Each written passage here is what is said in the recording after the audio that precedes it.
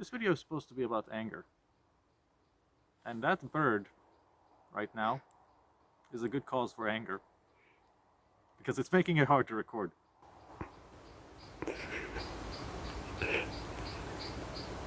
Really? Like, what are you even doing?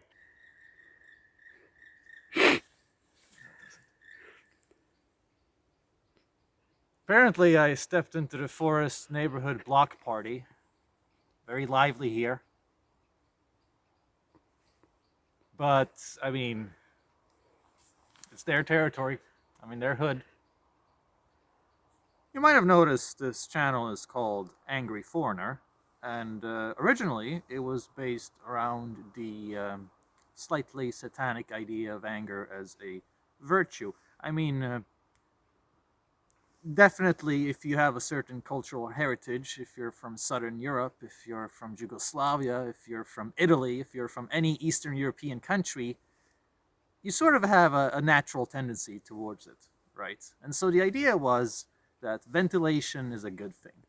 And because Swedish people, Northern Europeans in general, are so emotionally constipated, so repressed, I figured there might be a value in exercising people's emotions for them in order to kind of create a vent to destigmatize emotions in general, right? Because showing emotions in Sweden is very, very negative overall, and that's not really healthy.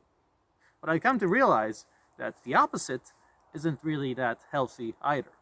Being like an Italian and going "Mamma mia" at every little small thing that happens isn't really, it's not really an ideal. It's actually kind of exhausting.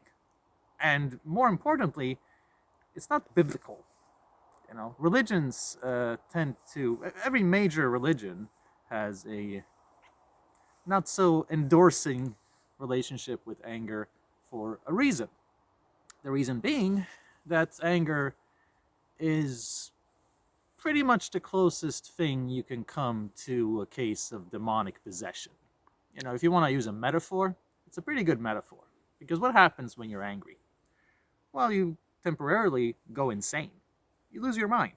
You say things that you don't actually think and feel. You do things that you don't actually want to do. In every sense of the word, you are betraying your highest ideals and embarrassing yourself and paving a future of regret. So, this idea that anger is somehow healthy or like a hidden virtue isn't really, it's not really the truth, is it? Because there's a lot of people who will think, I'm such a nice guy or girl. I wish that I could get angry more often and tell people to just go suck a fuck. Just go, fuck you, buddy. Eat a bag of dicks. Yada, yada, yada. You know, I've done that, and doesn't really lead you anywhere good. It's not as empowering as you think from a distance. You know, it's not really gonna get you where you want to be in life. And there's a science around ventilation that people misconstrue. A lot of people think that venting, letting it out, is healthy, that it's somehow good to do.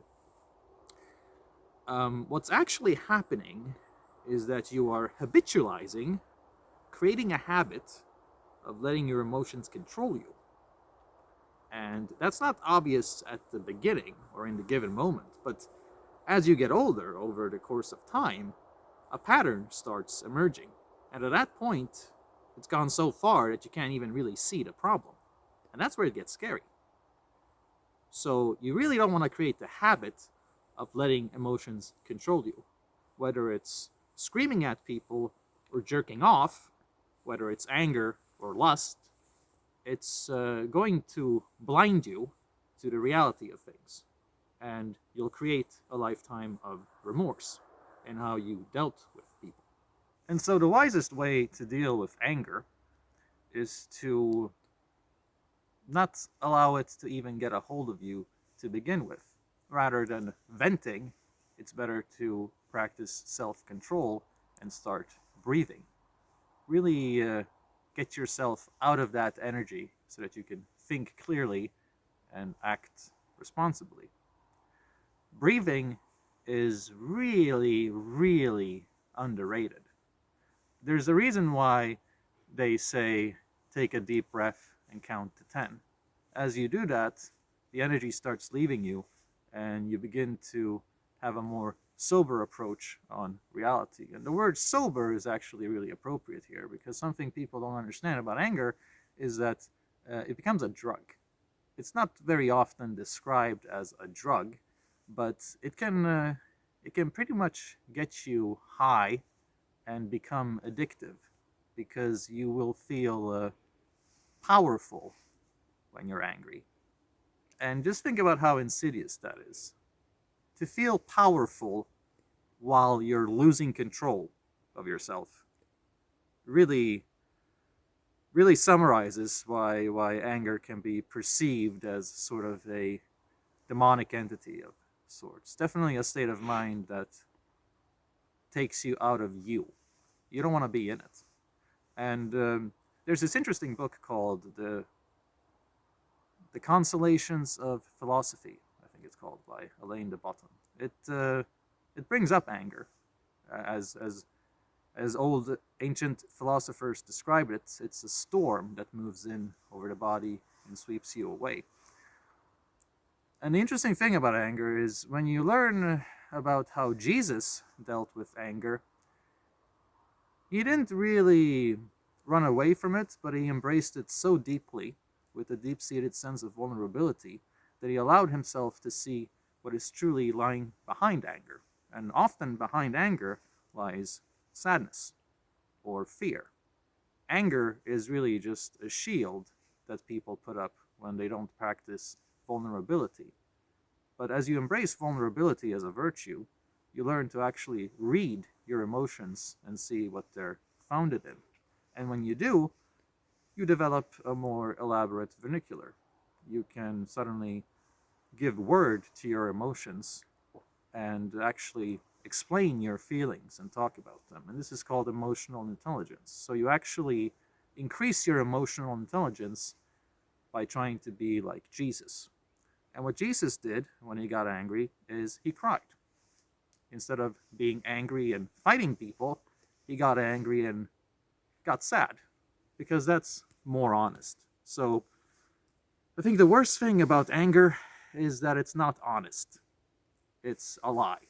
You're being a liar when you allow yourself to get angry. Keep that in mind, and especially keep that in mind when it comes to all of your social relationships, because it will benefit you. Thank you for watching. Oh, and by the way, I just want to make a quick shout out. Click this video and watch this channel, because this guy is awesome. It's one of my favorite channels. And I stole the title from him because I was thinking of how to really phrase and connect all these concepts together, and he really put it in the best way. Anger is temporary insanity.